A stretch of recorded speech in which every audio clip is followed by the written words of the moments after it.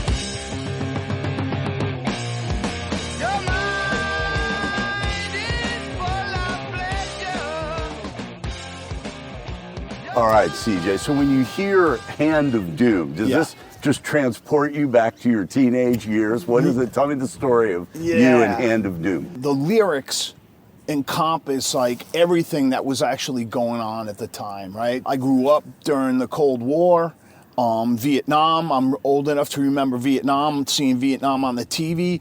And in my early teens, just becoming aware of drugs and all of that kind of thing. Hand of Doom kind of just wraps all of that up in one song. And I can't really say how young people feel today, but back then, like, we literally lived expecting to be, you know, caught in a nuclear war at any day. Everything, the world was a really unsteady place at that point. And it's something about the lyrics in that song just kind of brought it all together and described the world that I lived in perfectly. Let's read some of them. So, what are you going to do? Time's caught up with you. Now you turn. Now you wait your turn. Now you know there's no return. Take your routine roles. You join the other fools. Turn to something new. Now it's killing you.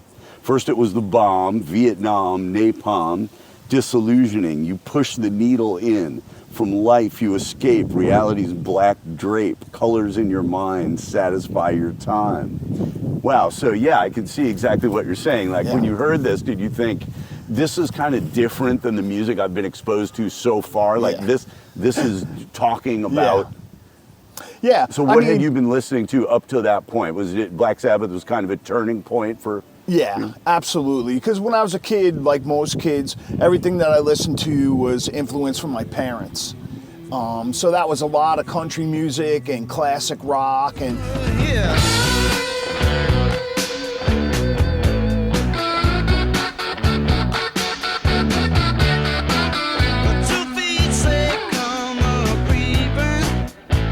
a black cat do.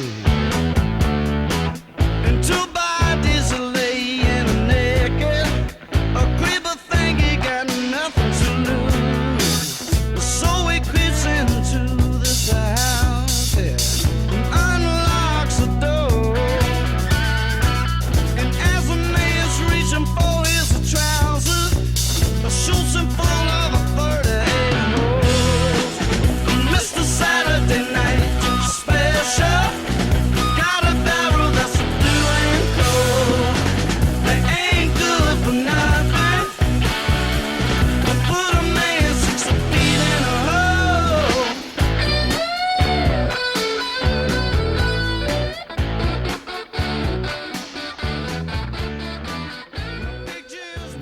I'm lucky. My parents listened to a lot of different stuff, but Black Sabbath was kind of a bridge too far for my parents. You know, Right, yeah. That was like the kind of, even just looking at their imagery, there's something about Sabbath that was like, your parents aren't supposed to like this, you know?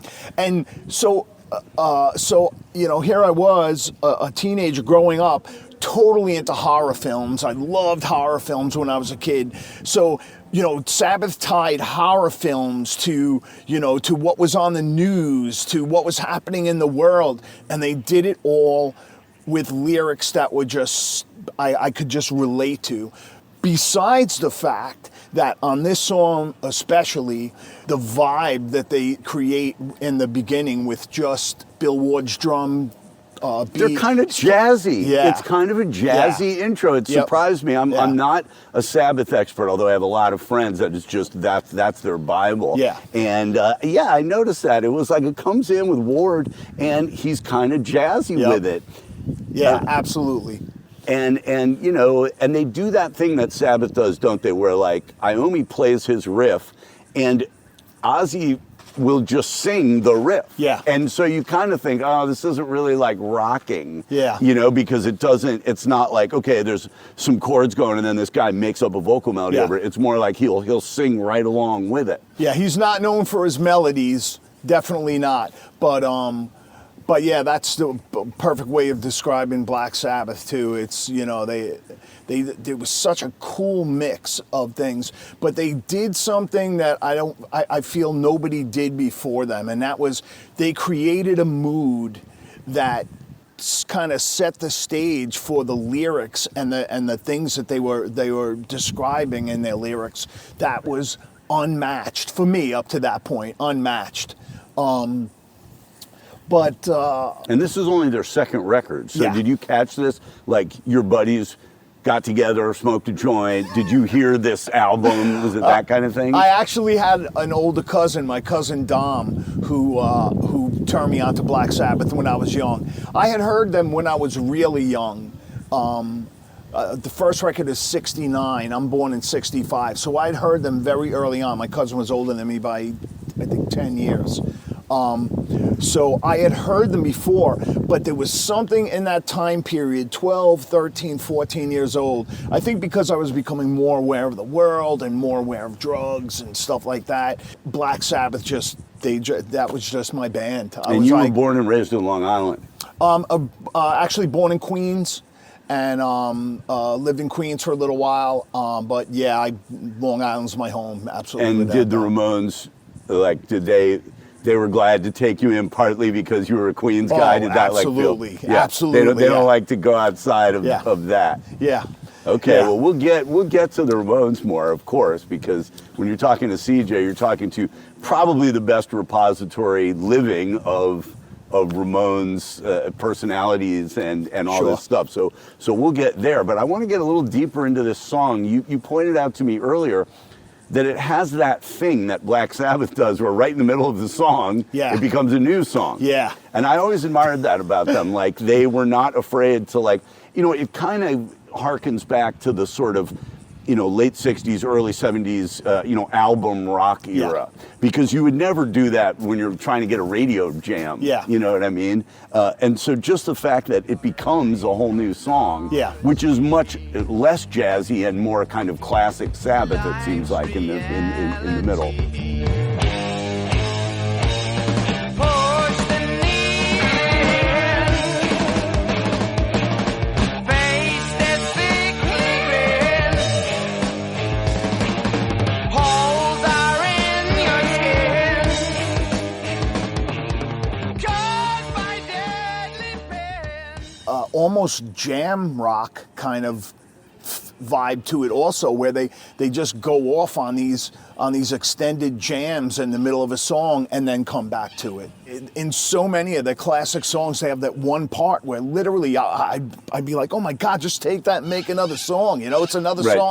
song on the album. For the time period, really, really unique. And like I said, I was so into horror films and like that album. Which horror films specifically were big for you? Was it more the beginning of the slasher genre of the mid-70s, or was it like old classic Hammer horror Yeah, films? I or was like, way more into the Hammer horror stuff, and I really liked all the old stuff.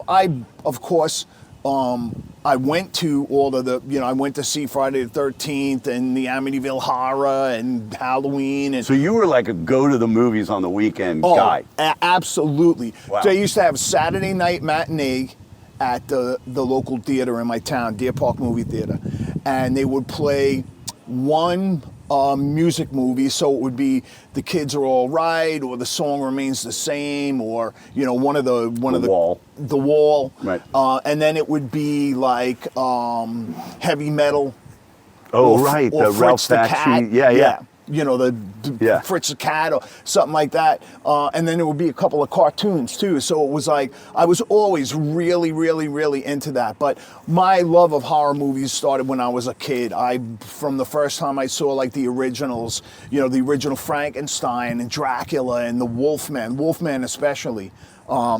So you're talking like 30s, 40s horror, Yeah. black and white. Yeah. I love that stuff. It was because I think the Wolfman I really liked a lot because they showed his transformation in the movie, and I was so in awe of that because it wasn't something that got repeated effectively for a very long time, and I think because that's kind of the origins of like that transformation, like from man to wolf. I was so blown away. I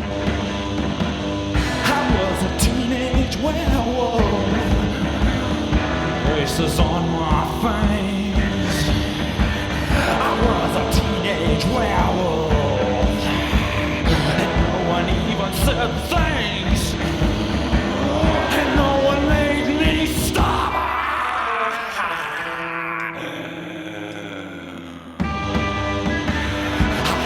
Teenland mind, I had to blow my top, and under teen full moon, no one could make me stop. No one could make me stop. The next movie that really blew me away was An American Werewolf in London. Because Right, that sure. was just way beyond anything. That was totally next level. Yeah, remember that scene when they play is it Bad Moon Rising by CCR Yeah. in there? Yeah, that's a classic. See, in the show we'll probably throw that in right now. Yeah. Yep. So tell me about when did you become aware of punk rock? Because you were in proximity to New York, which Yep. is really kind of where it was born. Yep. And what it reminds me of is like once you get to punk rock, it's kind of like people saying, yeah, we don't want to be Sabbath anymore. We don't want to have an extra song in the middle Yeah. of a song. Let's do this Yeah. in 2 minutes and get out. Yeah. Right? So were you aware of that side of rock and roll? Yeah. When did that come in? So the punk rock thing happened for me realistically in around 79, 80. Around 79, 80. Because it's just before I really got into like Iron Maiden and Judas Priest and the Scorpions and all that next kind of wave of New wave of Europe. British heavy metal, yeah. Yeah. I really got into that stuff. But I came across the Ramones through my cousins the first time, and believe it or not, my younger sister Valerie was a huge Ramones fan, and she Younger sister, so she's 11, 12 now yeah, at this point. she's Okay. a kid. Right. But but I loved punk rock. But where I lived, there were no punk rockers. There was Right. me and maybe 2 other kids in our town that listened to punk rock. But my hometown was like the kind of place where, like, if you didn't listen to Manowar, you got your ass kicked. Right, Like, right. That's literally like, Yeah. you know what I mean? Like real So what was this town in Deer Park. Deer Park. So like, most everybody I knew was into AC/DC, all the classic rock bands and all the metal bands, and then like AC/DC and and all that type of stuff. Sure. But I loved punk rock. I loved it. And even the new wave stuff that kind of made its way in. I really dug a lot of that stuff too because they were mixing different styles. You're talking kind of Blondie or Adam and the Ants? Or Yeah, what Adam were and they? the Ants, Bow Wow Wow. I really liked Bow Wow Right. Wow a lot. Well, they were cute. She was a cute girl. Yeah. But the mix of like the rhythms that they played and the guitar player was like playing that hollow body and had a really cool sound to it, and there was something about them. But even the Pretenders, I absolutely love the Pretenders. Still to this day, they're one of my favorite bands. Probably one of the bands I listen to the most now. And they really straddle that era, don't they? Because at Yeah. the time, I didn't think of them as a punk band or having Yeah. any punk influence. And then years later, I kind of put it together and Sure. realized. And I guess that's kind of, it's kind of where this show comes from, because I've spent so much time in the punk scene, and I feel like people don't really put the onus on songwriting. Yeah. Chrissy Hynde's songwriting is so Unreal. strong, Yeah. and so it you know, these things defy genre. You Yeah. know, like all of a sudden you feel like this. You know, call this what you want. It's Yeah. a great song. Yeah. And so, did you make it downtown to the city to see any of Oh, those yeah. early punk things? Oh, well, by the time I was going to the city to see shows, it was, you know, it was mostly matinee shows at CBGB's, the Sunday matinee shows at CB's. And by then things were kind of hardcore, right? Yeah. So it was guys like Cro-Mags and Madball and these Sure, types of bands that were. Yeah, yeah.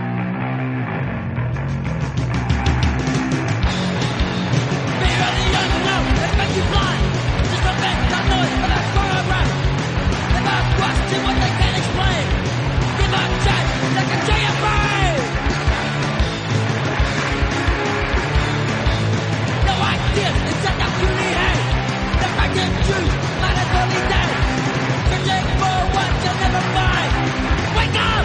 Have you lost your mind?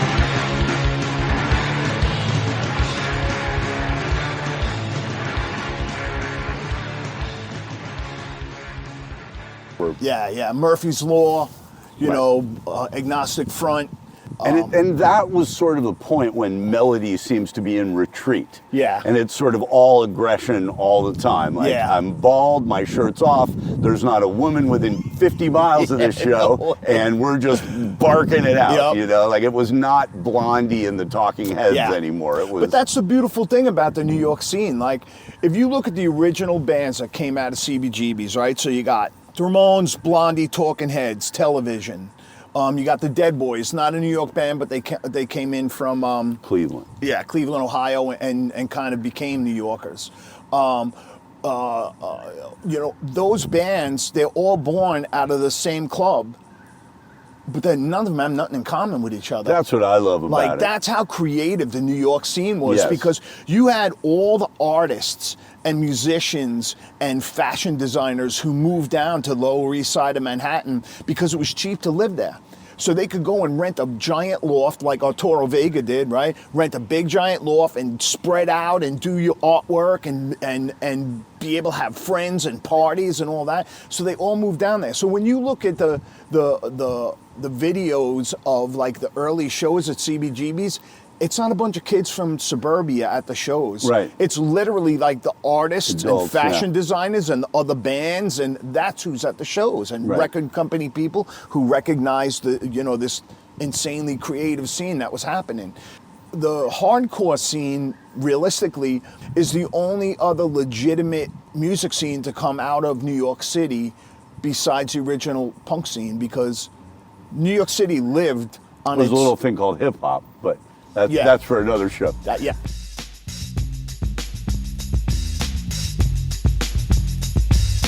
Thinking of a master plan.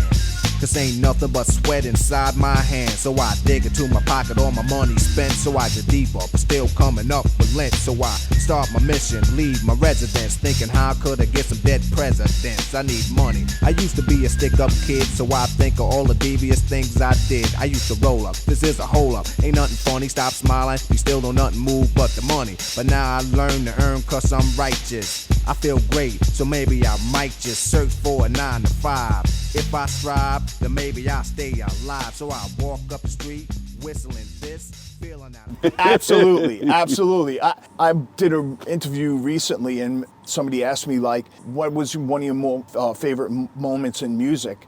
And I was like, watching the birth of hip hop, because it didn't exist before I was around. Mm-hmm. It wasn't something that was already there and I watched it do something.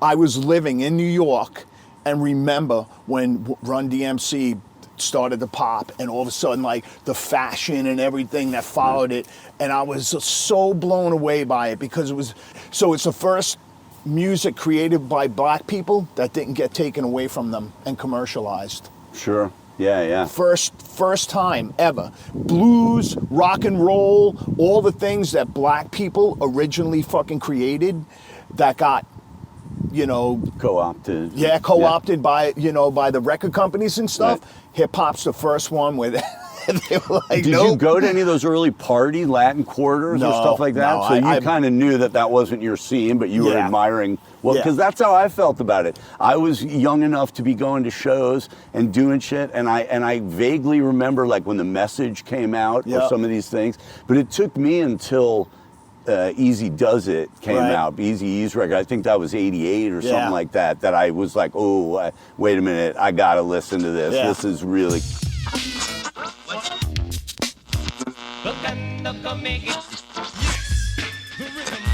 How hot is hot? This is radio station KEZE. Hi, this is Greg Mac-Attack. And we're going to go to the phones right now and find out what's going on. Hello, who is this? Yo, what's up? This is Lorenzo Patterson. Yo, man, where you calling from? I'm calling from Compton and I want to hear EBE's new record. What's it called, man? Yo, it's called Radio. You got it. You call the right station, and here it is.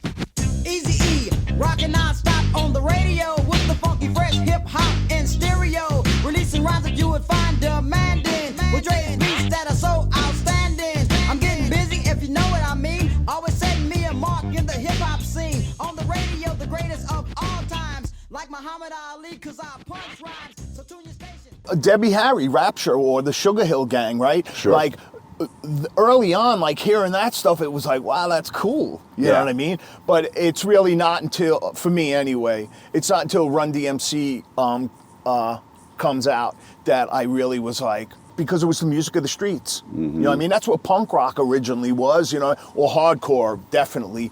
It was so cool to watch that all happen. And I'm not saying I was a big fan of all of it and I thought all of it was legitimate and blah, blah. I dismissed a lot of it. A lot of the messaging, I couldn't relate to it. You know what I mean? But the hardcore scene you were in, you were part of it. Did Yeah. you have a band, or were you just No, frequently no. going to Just shows went to and stuff like shows. that? Just went to shows. And so, who were some of the bands that you saw? Or well, I guess you've gone down a few: Agnostic Front, Cro-Mags. There was Token Entry.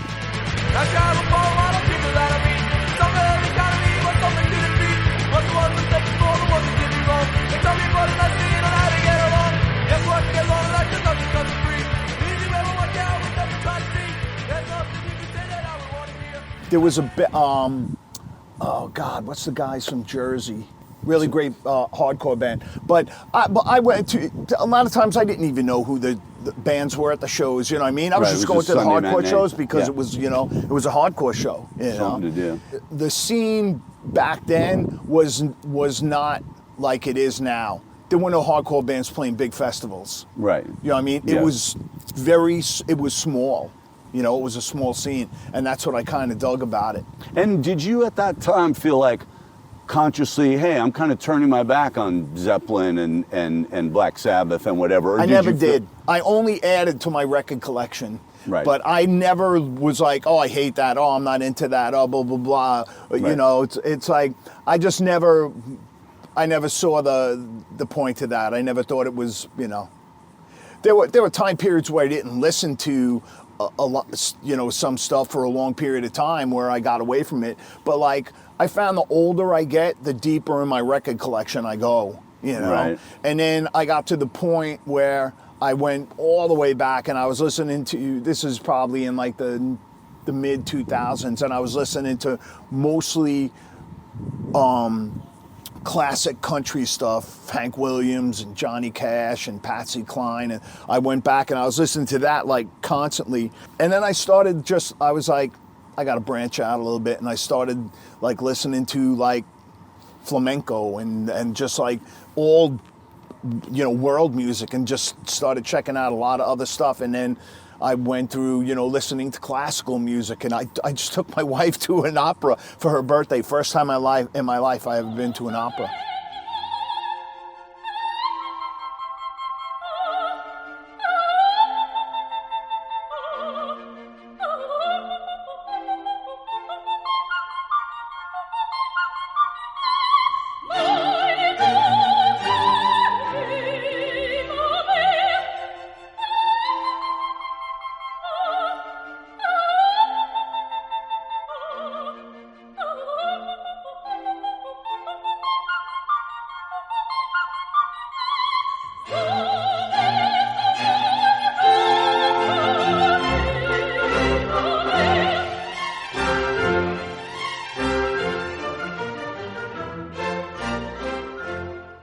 Well, so this is late in your music career. Did you like pick up a bass? When did you pick up a bass? Did you start with like making a hardcore band or doing something like that? No. So I was really into sports when I was a kid, and then going into high school, I played soccer, and I wanted to go to this one high school because they had the best soccer team. So my dad was like, it's really expensive, but if you're gonna, if you think you can make the team, we'll send you there. So I went to the school, but in the summer between 8th and 9th grade, I had a 6-inch growth spurt, and I developed something called Osgood-Schlatter syndrome, where the connective tissue in your knees actually pulls off the bone.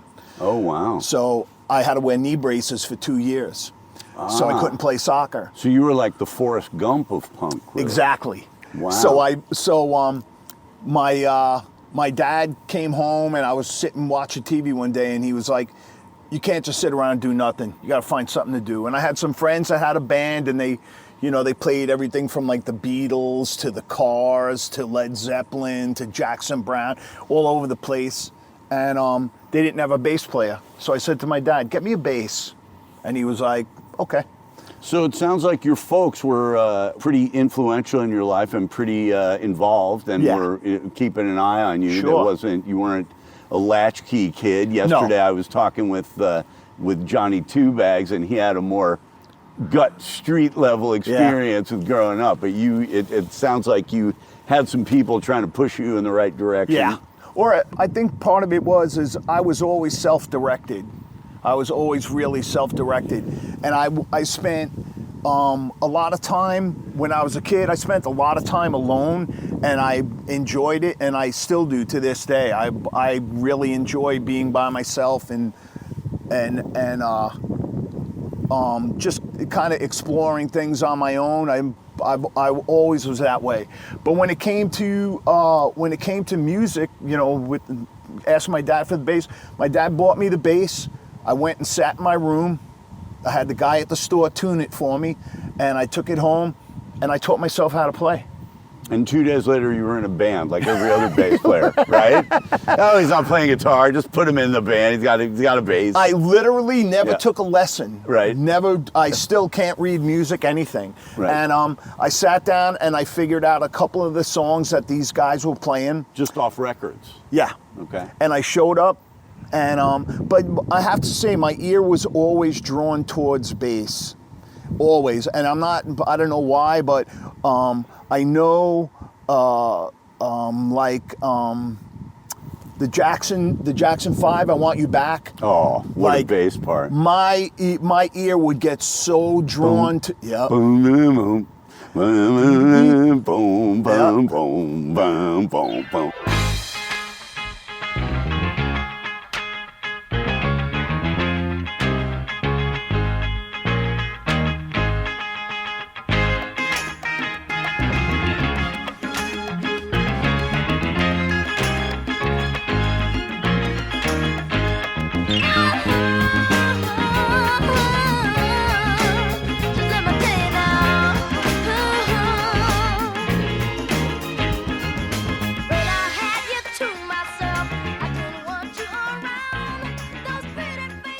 Yeah, it's been used so many times, and then Jay-Z brought it back, right, for that H to the Izzo.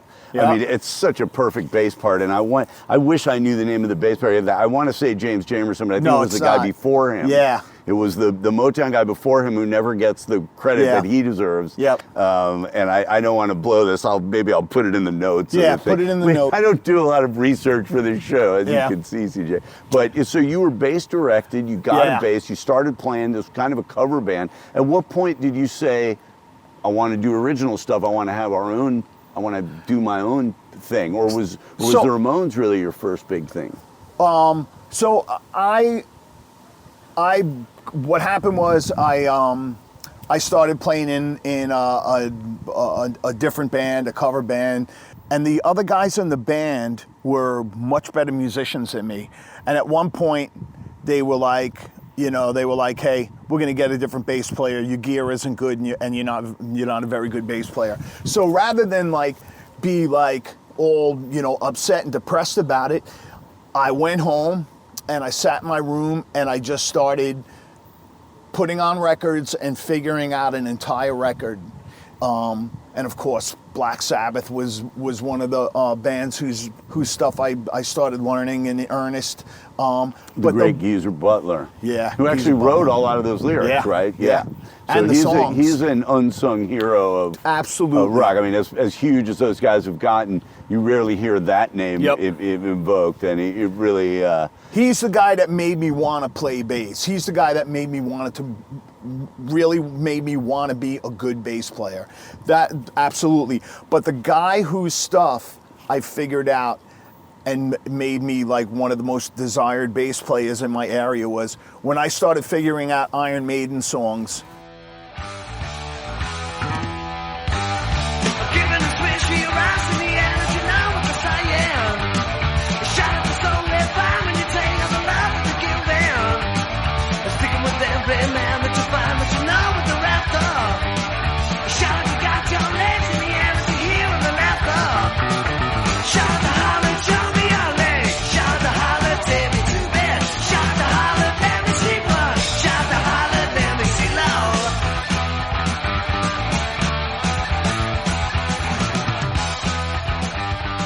I tell you so many men to your room that you feel no remorse. Because I got so good at that style, like literally I didn't even have to sit down and figure out the songs anymore. I could listen and just know exactly, what he was going to do and when he was going to do it. And I developed a reputation, and I was literally playing like 2 and 3 gigs a night.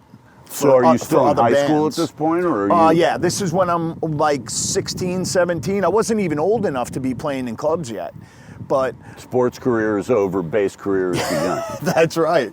But I was, I had a friend whose parents had a big giant Buick, and he would come over to my house and we'd stuff my 810 cabinet into the back of his car and throw the airpeg head in the back seat, and he would drive me from gig to gig. We'd be drinking for free and hanging out, and it was pretty cool. But I developed a reputation pretty young and pretty quick, and I just got really good at playing. I was like really And metal was technical. still your world at that Yeah. point. Oh, absolutely, without a doubt. Still, I mean, if you come into a sound check, you hear me playing riffs. I'm always riffing on metal stuff. The thing that I loved about punk that metal didn't have was the fuck you spirit. Just the Right.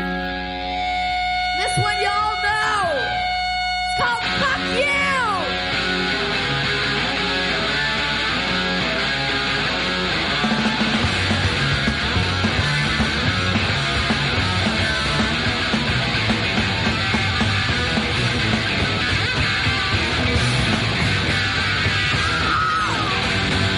Men in the world. Now. And I can't drown. See you loud. Best in town. Fuck you. Fuck you. Fuck you. And fuck you. the total disowning of all the normal, regular bullshit. Anybody could be part of the punk scene. Everybody fit in. There was no qualification for it, except that you willing to fly a freak flag whenever, and everybody else threw theirs up. There was like...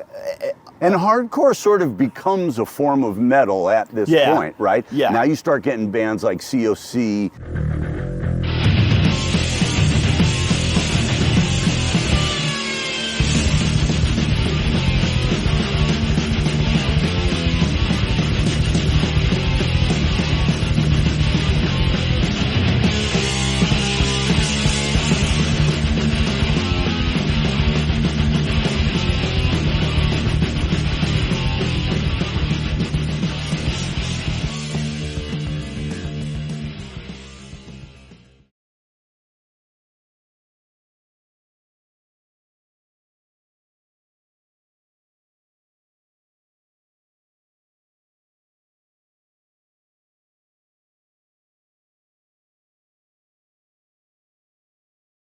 Yeah. and DRI. Yep. And suddenly it's like, what's going on? And then of course Metallica and Slayer kind of Yep. bring it to its apotheosis, Yeah. right, where it's like very high quality production, and so these records sound big, but marginally, like they probably didn't appeal to a lot of the metal fans of that moment. Oh, no. You really needed to have your ears open to hardcore in order to just get the speed of it. Yep. If all you were into was Iron Maiden and Judas Priest, then the hardcore that was happening and the sort of what became known as speed metal or thrash. Yep. And so was that really your point where your point of entry where Originally, there was no crossover between hardcore and metal. There wasn't, literally. It was like you were hardcore. Like, there were no long-haired guys going to hardcore shows. I remember, because I had long hair and went to hardcore shows, and you would get smashed in the pit Absolutely. and beat on and fucking going around Chicago. It was like, well, I like this band, and I don't look right here. I got a cute girlfriend from the suburbs in a mini skirt. I got long hair and a paisley vest on. Yeah. This ain't flying, but it was like, it was the music. It was the power of it. You know? It's a funny thing, right? So I noticed over the years, people that I knew, they just identified with the scene so much, with a scene, the metal scene or the hardcore scene or the punk scene, and it became their identity, it became their everything. And they ended up being like some of the most conservative. Their views were so conservative because if you didn't like what they liked, they didn't want to know you. Right. And you don't belong here. Yes. You don't belong in our scene. You're Right. not one of us. Yes. But I can honestly say, and I would, I've always said it, I'm a music fan. I'm not a genre fan. Right. I love music, and I can tell you, it's been my life's mission to expose myself to as much music as I possibly can.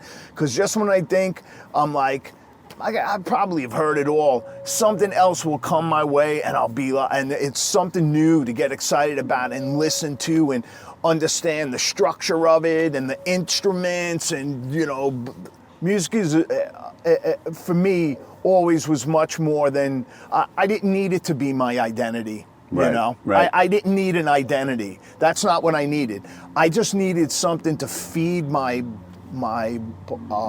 passion, or I don't know. That sounds kind of corny. But That should be the name of your solo album, Feed My Passion. Yeah. The CJ Ramone.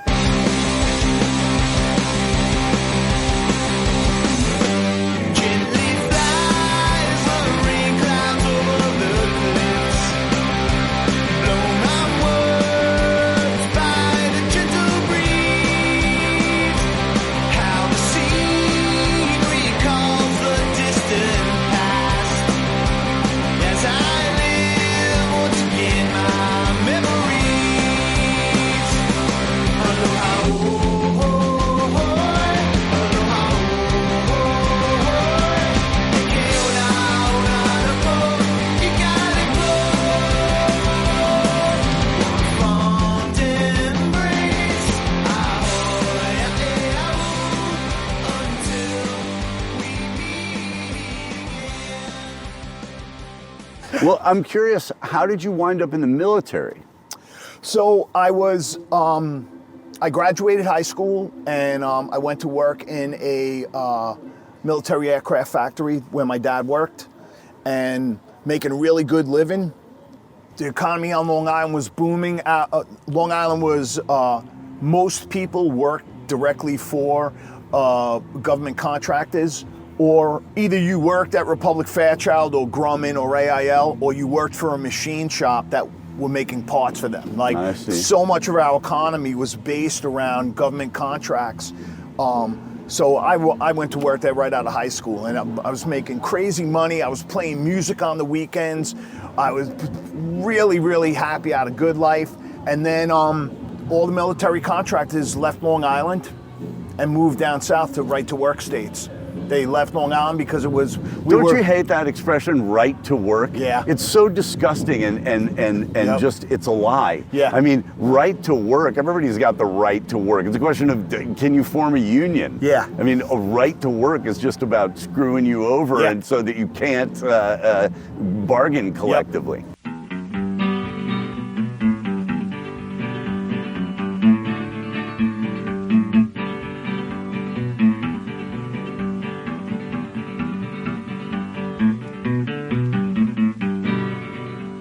gotta join that one big union. You've gotta join it by yourself. Everybody here will join it with you. You've gotta join the one big union by yourself. If that road gets rough and rocky, if the hills get steep and high, we will sing as we go marching, that we'll win one big union by and by. Brothers gotta join that one big union. Brothers gotta join it. That's it. Wow, that's interesting. So the entire economy on Long Island just collapsed. And, you know, I was 21 years old. I was working as a landscaper. You know, people didn't have the money that they used to have to go out and party and everything. So the club scene wasn't even as good as it used to be. And I woke up one morning and I was like, this is not my life. I got to get out of I got to get out of here. I want to travel. I want to see the world. And I went down and enlisted in the Marine Corps. Never told my parents, I told one of my friends. I just went down and I just made the command decision. I was like, yeah, I'm gonna get out of here. So I went and I enlisted in the Marine Corps.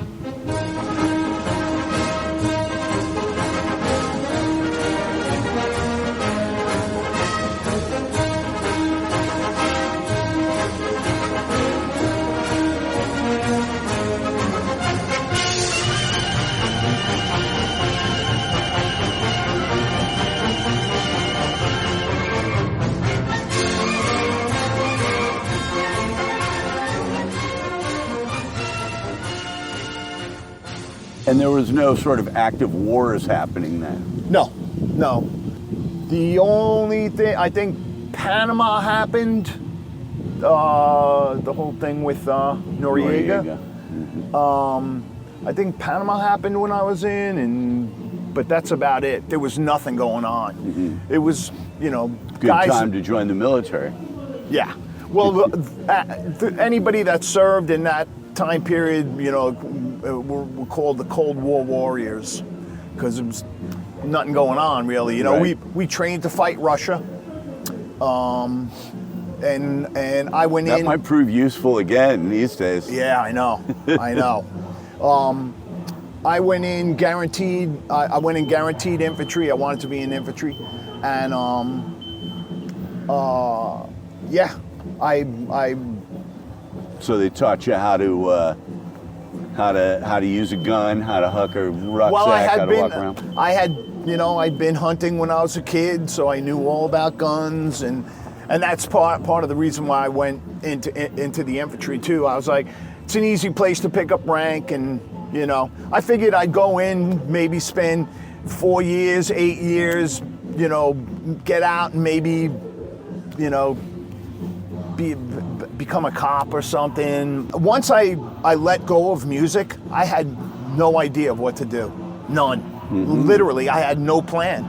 I had no plans because I wasn't good in school. There was no way my parents were going to pay for me to go to college. And I really, my choices were limited. They really were limited. So I figured, yeah, I'll go to the military for a little while, and if I like it, I'll stay, and if I don't, I can come out and I can be a cop or a fireman or something like that. So when you got out, what brings you to the Ramones? And I'm imagining that Johnny really liked that you were a vet. Yeah. That was probably something that he Well, I was still in when I auditioned. Oh, wow. In the reserves? Or? No, I was home on leave. And a friend of mine called me up and was like, well, I had heard on the radio that Dee Dee Ramone had left the band. And I turned to my buddy who I was with and I said, I'll never go to another Ramone show. Dee Dee was your guy. Oh, yeah. Definitely. I was like, I'll never go.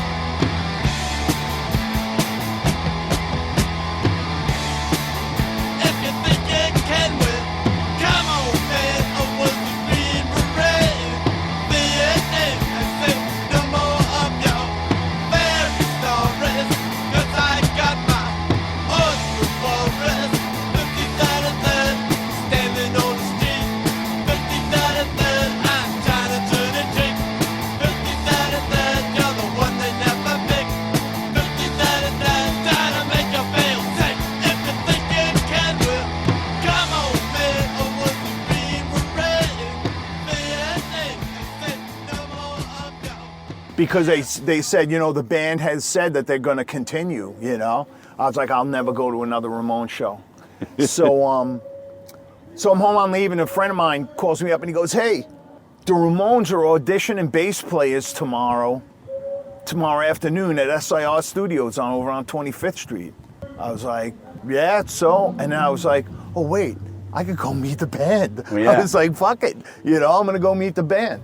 So I grabbed my bass, I jumped in my truck, and got to the studio. I think audition started at like 3 o'clock. So me being a Marine, I show up there at 2:30, you know, and I wait outside for a little bit. I see Johnny and Mark go in, and then I walk up and met their drum tech and the tour manager, and they were like, oh yeah, what's your name? And, you know, I was like, yeah, my name's Chris Ward, you know, blah, blah, blah. And they're like, all right, we'll take you in and introduce you. They bring me in and they say, Johnny, this is Chris Ward, you know, he's here for the audition, blah, blah, blah. So I'm wearing a Yankees hat, you know. You like that? Of course. So I walked over, I was like, hey, John, Chris Ward, great to meet you, big fan, you know, blah, blah. We talked a little bit and he's like, okay, so what songs you know? And I was like, I had never learned any Ramone songs. I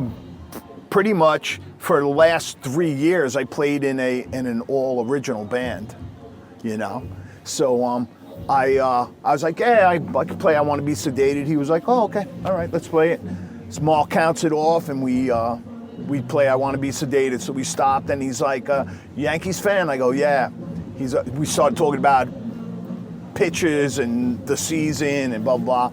So he's like, all right, let's play it again. We played it again. As we were playing, Joey came in. So as soon as we got done, I put my bass on, I walked over, I was like, hey, Joey, my buddy played in a band with Joey's brother. Mickey. So I said... What band was that? Stop. Stop, okay. So I said, yeah, my buddy Frank plays drums for me. He goes, oh yeah, I know Frank, yeah, he told me you were coming, blah, blah. So that was it. You know, Monty came over and was like, okay, you know, thanks for coming down. We'll call you. I was like, yeah, all right, whatever. So I went home, called up everybody I knew. I just fucking jammed with the Ramones, you know. Just and what year is this? This is 89. So I go out that night with my friends and I get destroyed. And I wake up the next day and my mom's like, Monty Melnick from the Ramones called you. He's their tour manager for years. And no joke, my first thought was, did my cord at the studio? Like, did I leave? Like, that was my first thought. Right. Literally, yeah. that was really my first thought. So I called him up. I go, yeah, Monty, this is Chris Ward. He goes, hey, all right, so the guys liked you. They want you to learn a couple more songs, pick a couple of songs, and then come back next week. And I was like, oh, all right, you know. So I learned a couple more songs. I go back next week.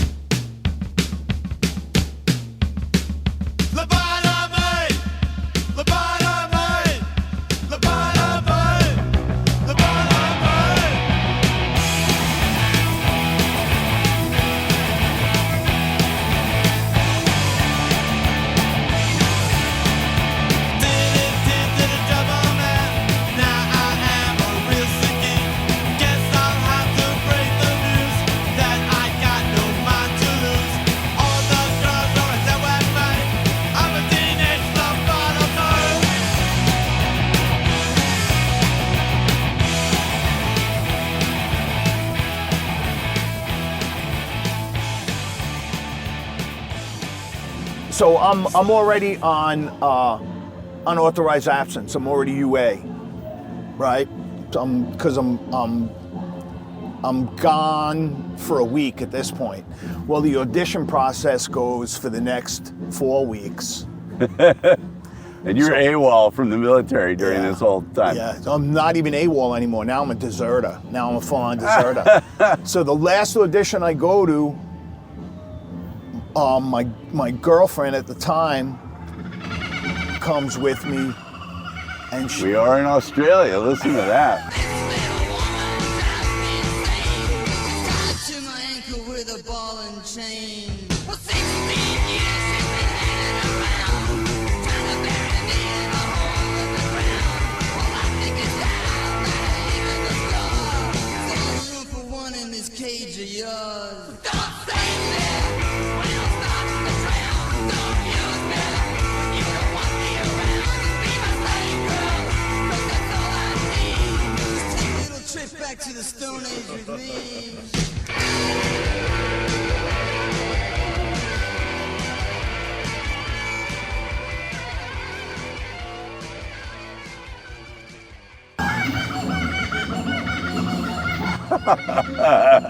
You can't manufacture. So my girlfriend at the time comes with me, and she's like, "What are you gonna do? Like, how you gonna remedy this?" So I called back to I was stationed at Camp Pendleton, San Diego, Camp Horno actually. So I call back. I go, "Yeah, my name's Ward. I'm on deserter status right now." So the guy's like, "All right, where you at? I gotta pull your file and call you back." And I knew what was coming. 15 minutes later, MPs show up. Suffolk County's finest cops put me in cuffs, took me to jail. We're back on the train. Oh, back on the chain gang.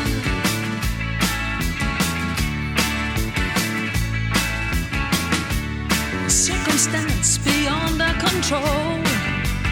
Oh, the phone, TV, and the news of the world. Got in the house like a pigeon from hell. Oh, through sand in our eyes and descended like flies.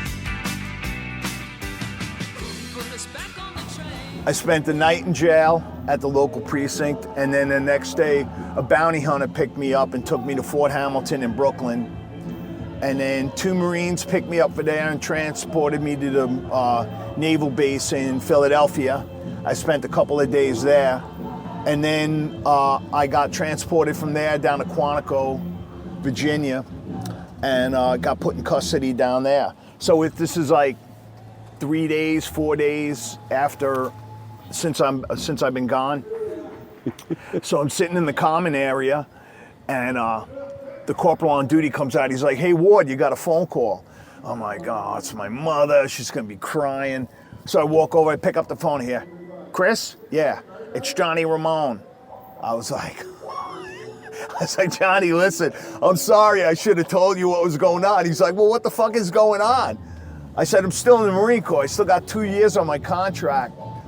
I said, "But while I was in the naval, while I was in the brig over at the Naval Yard in Philly, I was talking with one of the guards, and there's a new commandant coming into the Marine Corps. It's a guy who runs the Marine Corps, highest ranking officer." So I said, "New commandant coming in, and that what they're doing is if you're on UA or deserter status, they just processing everybody out."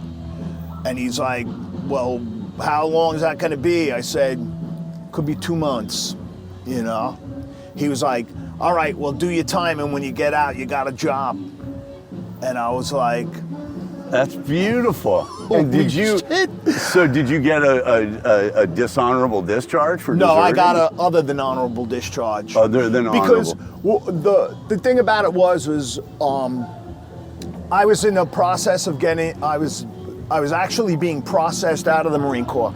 I got really sick while I was in, and they were not able to determine what caused the illness that I had. But I literally redlined at one point. I literally. Do you think it was like that stuff with the burn pits and stuff like that, or something in the military that? I got tested for it, and I had this recurring thing that kept coming back. I don't know if it's something that happened on Paris Island, because the first time I got sick, I was on Paris Island, and I got really sick. I didn't even graduate from boot camp with my class. They put me, I was in the hospital, and my senior drill instructor came by the day that I was in a coma. Came by the day I came out of it, and he graduated me in bed. And he told me that day, he was like, "They're gonna process you out. They don't know what's wrong, what you have, so they're just gonna process you out." But I went to infantry training school, and I went to my first unit and everything, but the whole time I was really just waiting to be processed out. But they were just trying to move me down the line, you know? They figured, like, I think what they wanted to do was get me out into the FMF, the Fleet Marine Force, and then once you get out there ain't no discharges. You know what I mean? But yeah, so it was actually a good ending for me. Even though it ended like that with me being in jail and everything, It was good because You had a gig in the Ramones. I got the gig with the Ramones.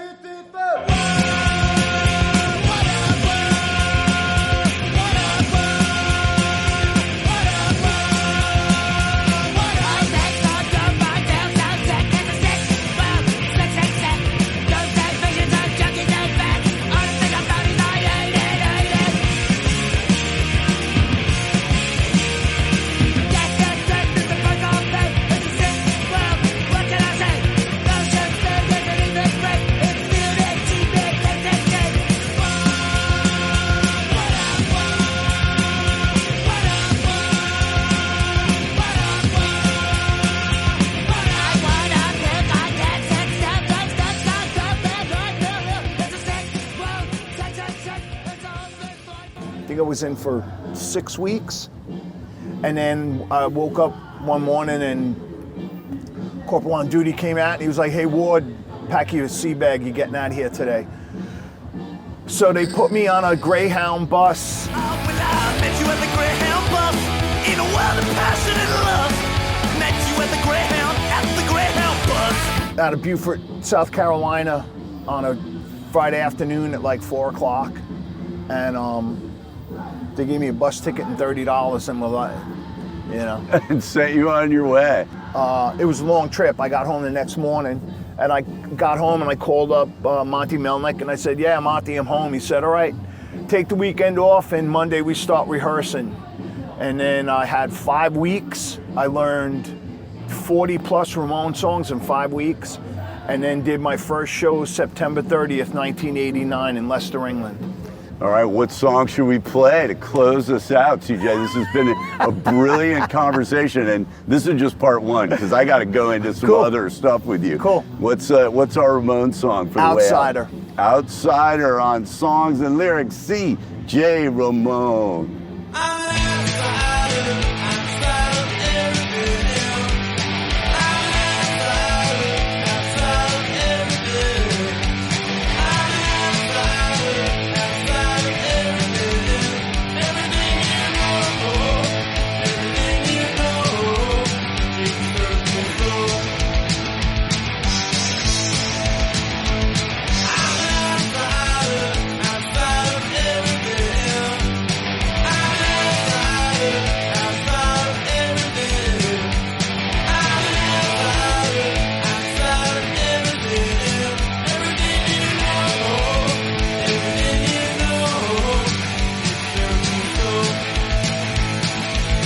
Everybody try to push me.